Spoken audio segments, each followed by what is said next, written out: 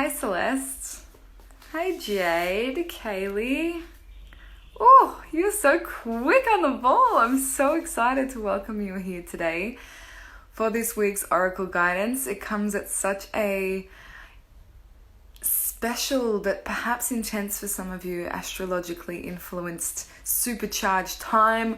We have a super new moon. We have the solstice, depending on what side of the planet you're on. It might be your longest day or your shortest day. I'm in Australia, but I'm not feeling the winter at all, if that makes sense. I find that my body clock is typically on North America time, so my spring has sprung today. It's really interesting. Welcome, Katie. So just before we tune in and actually pull the card, I want to hear from everybody live to describe their intentions for what they want to manifest this week in emojis. Yeah? So tell me in emojis, cast your spell of what it is that you're calling in to create this week. And not just this week, but beyond, because we're starting a new cycle. The new moon is all about planting seeds of intention to grow underneath the surface. So you won't see the result for a little while, right? Before you harvest, the seed actually has to germinate underneath the ground, root down, and before it can even bloom, right? So much of this happens in the darkness and in the void. So if you are in the Southern Hemisphere here and in winter, or if you're not in the season of winter, but personally, emotionally, or energetically, you feel like you're in a season of winter, that means death, dying, grief, loss. Really welcome that, because what happens to the seed in the darkness is that it's like cracking open to grow, yeah? And the world needs you cracked open. Oh, Celeste, I'm so glad that you look forward to these. Welcome. Yay! So we're calling in money, love, dancing, movement, fire. The butterfly for me is symbolic of metamorphosis. Flowers, beauty. Keep them coming, that's stunning. So I don't know about you, but my energy definitely shifted this last week from one of definitely being in the winter, not only of my bleed, but of the grey days here. And now it's like this solstice has been a sense of relief, an exhalation. So wherever you are and whatever you're doing, can you crawl back into your body just a little bit more? Can you welcome in a deeper breath and start to light up with your cells this knowing of newness, of planting new seeds of intention? And I'm hosting a cacao ceremony tonight that will be all about this same theme, but acknowledging that in order to manifest something new, if we're cramped and there's no space for the new to enter, then we have to face the shadow. We have to feel, we have to process. So this isn't just about like, woohoo, what am I manifesting? It's also about honoring the complete opposite, right? This work is paradoxical, and that's the best bit, because it doesn't judge or shame or make wrong not feeling good. Like, I'm sick of that shit in this industry. So you're welcome here, however you're feeling right now, knowing that it is worthy of alchemy. If it's time for it to leave, if it's no longer serving you, you can sever yourself from it. Oh yeah, Jade, there's some sexy manifestations. I love that there's a fairy in there. Okay, let's dive in. So if you are here live, wanting to receive the magic medicine of the Starseed Oracle, I worked with this deck already this morning with a client, and its message was on point, so I'm going to continue. Just bring your awareness now down into your solar plexus or your womb space, your hara if you're male. Activating that portal of creation, of power. Just a little bit more with your breath, with your awareness, and maybe even some movement. So I like to just roll through my hips in figure eights, or even backwards and forwards, to start to tickle this part of me alive. if I'm too much in my head and it's hard for me to like meditate my way down, I find physical movement and sound really opens the gateway to embodiment for me. And then declaring your openness, your receptivity to the messages of this guidance, this oracle. Trusting that whatever needs to land will land and you can leave the rest. I asked the oracle today, what is... I've already got a card before I've asked. But I had all of you in mind and the highest expression of you. So what message would facilitate the highest expression of us this week, if that makes sense? Welcome to all of you that have just arrived. Oh, okay. This is the card that I pulled for myself personally last week, so it's no surprise that the residue still come through. Oh, your life is your canvas. This card is all about manifestation and really reasserting your responsibility as the creator. So often I find myself, even now, because manifestation is a core part of my work, constantly being initiated into this responsibility of my role as a creator. Because in acceptance, sometimes I let myself just slide into, like, oh well, I'm in surrender, this is taking me on a ride, I don't have any say in this, you know? It's a really, really subtle victimhood that actually doesn't have the flavor of being victim-y. But I'm wondering if this resonates with you, that when you come to open and accept, okay, this thing is happening, right, that sucks, but acceptance, put my acceptance hat on. But then I get a little passive and I just think, okay, that's how it is for right now. So for example, in the COVID era, my acceptance is right now, there are travel restrictions. That is reality. I'm not going to resist that because resisting that creates suffering in me. However, the magic that we miss out on is becoming passive rather than an active participant in the co-creation of all that is. Because if all of us are buying into, well, there's travel restrictions, we can't go anywhere, none of us are planting the seed, right? It's all about planting the seed of the potential of travel again. In a way that feels good, in a way to romance that new potential reality. Not to create suffering, like, oh, I can't do that now, that sucks. But, oh, how can I be in acceptance of what is, yet also be co-creating what I want to come into being in the future? Right? Rather than the travel restrictions are there, or whatever, name your current challenge. And it might not feel like a challenge, you might be in surrender to it, but where are you being a passive participant to your life rather than an active manifester? So if your life is your canvas, how can we all, each individual, take responsibility, radical responsibility for how we are in co-creation, in participation, whether it's with our, what's the word? Like aloofness, you know? It's not my problem.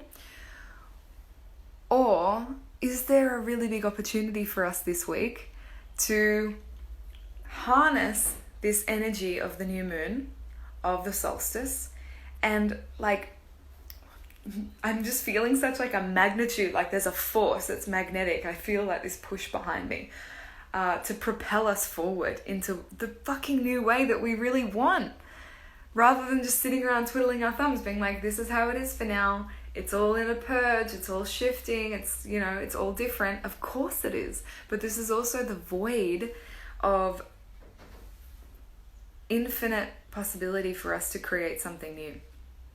So we can dance this dance while we are in surrender.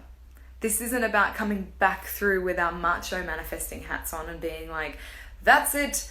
I'm creating that by next month I will be XYZ that right now isn't a possibility, because that's going to create a little too much tension. But we want a little bit of creative tension, yeah? So if your life is your canvas, what are you casting? What are you orchestrating? What are you painting the dream of?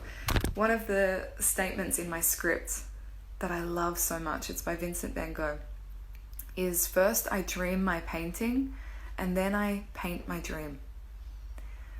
I'm so glad it's resonating with you. This is awesome. First I dream my painting and then I paint my dream. And so the painting of the dream happens after the dreaming itself. This is how manifestation happens. We have an idea, we fantasize, we get an intuitive nudge, a synchronicity occurs. It's always from the ethereal space, yeah? And how it comes into being is by then painting the dream, by taking action, by doing something, by changing something. So right now, what painting are you dreaming? Maybe you don't yet have all the colors sorted out. Maybe you don't yet even have the brush picked up. But you're still dreaming a new landscape for us all. Not only for your life, but for your children, your family, our future ancestors. So for me, this is so yummy to come back into the magic of like what first introduced me to the law of attraction. I was 16 or 17, and I just had like this ecstatic curiosity and insatiable thirst for learning about it and practicing it. And I find now in this work, when so much of me is surrounded by intention setting, and you know that's my jam, it oozes off of me, I become so immersed in it sometimes that I actually do forget how magical it can feel. So this is not only a reminder to all of you and a message to all of you, but to me as well, that my life is my canvas. So I'm going to pick up the book quickly and read a little message from it. Creative accountability is also the subheading on this card. So that directly links to the creative tension I just mentioned before. Accountability to a lot of us, especially if we're in our unintegrated feminine, can feel icky. Accountability is like, ugh, responsibility, ugh, discipline, ugh. It's all those like healthy masculine words that we have an aversion to because we're in our unintegrated feminine that just wants to be lazy and get away with stuff. Right? I hear you, midnight Netflix scrollers. Right? So creative accountability is bringing in these masculine forces in a clean way and making a commitment to that dream, to that painting of the dream. Thanks for all the love. This is awesome.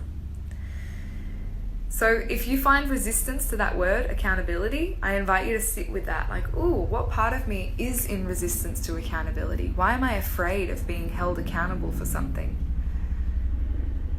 And the invitation is really about reframing your relationship to accountability as a good thing, as healthy tension.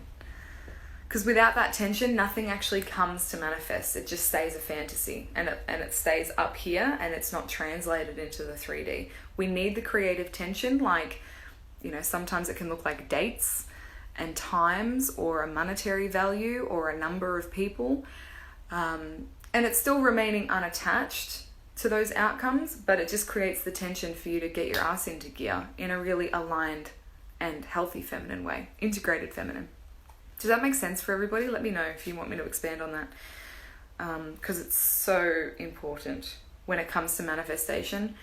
I got called out on this by one of my mentors, Angel Phoenix, and I was just like, you know, I don't actually need to create the results in my life because the fantasy feels so good. I was like, already I can feel the impact and influence of Spirited Seeker. I already feel so abundant and prosperous. I already experience vitality in my body. Why does it need to get any better in the physical? Because I feel it. And she was like, you're just dreaming the painting. You're not painting the dream then into the reality. And that's where so many of us with visions or holding the frequency of the new way are falling up short to this role, because we're not then actually showing in the 3D how these principles can work for us as results, as outcomes, because we live in a masculine world. That's what the masculine wants to see. It wants proof. It wants to know, does this work? Because I don't know. I feel a little hesitant to believe in all this woo-woo magic shit, right? So if I can show up in my aligned, integrated feminine and dream the painting, but can also bring through the painting through my hand and have my life as my canvas, then that is the proof that the rest of the world needs to go, there must be something in this. There must be something really valuable in getting in touch with our emotions, listening to the wisdom of our indigenous or our elders. There must be something in connecting to our multisensory faculty that I'm missing here. Yeah? Does that make sense, Celeste? Thank you so much for asking. Okay, so your life is your canvas. It is the very last card in the deck too. So that kind of feels like a completion of a cycle and then also the beginning of a new one, which is perfect for solstice. What are you being called to create in your life? Oh, hey Guy. I want everybody to flow on from what you declared before in the comment box using your emoji language, because that's much less emotionally charged with words. Continue with the flow on of your emoji language and tell me, what are you being called to create in your life? If this is the season of planting seeds, what are you willing to be patient in its long-term manifestation? What are you willing to nurture and tend to, and not just survive the creative tension, but thrive in it? Tell me now, what has been tapping you on the shoulder to create and come through you? So, in so many texts that I've read and alternative things that I've listened to, oftentimes Earth is referred to as the planet of manifestation, that this is where we come to practice painting the dream in the physical after we've dreamed the painting. If we're, and if you're listening to me, I know that you're up for this, but the starseed, the word starseed, references ones from other galaxies, other planets, other places in the cosmos that come here to do this, to practice this, the art of manifestation. Because if we don't have the faculties, the ability to create, even though we have all of these dreams or wishes or intentions, then what's the point? So the whole point of us being here is not to be a passive participant. It's to be an active participant in this manifestation. I kind of want to block this human. Massive impact. I couldn't find an emoji. It come through words. Yes! Make it capital letters, girl. I love that. Keep them coming. What are you being called to create this week? Oh, yay. Beautiful. I'm just going to run my eyes over this and see if there's anything else that wants to come through. How can you express yourself more creatively? So the client session that I just wrapped up this morning, she's a really, really busy woman. She's got kids, a partner, a business, so many things going on. And when we got her into her body through rolling through the hips like we opened this live call with, by breath, sound, movement, really dropping in and asking her body what it knew right then and there, her body said, slow down.